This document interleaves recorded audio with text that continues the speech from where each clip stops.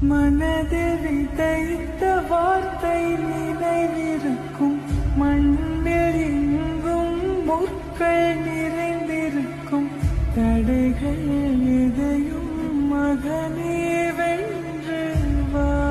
दोपहर का शहर हो तो कल कोई और आएगा जो मेरे से अच्छा खेलेगा। कल काफी दूसरे लोग आएंगे जो आपसे अच्छा देखेंगे। तो मैं लिख के देता हूँ, कोई नहीं आएगा।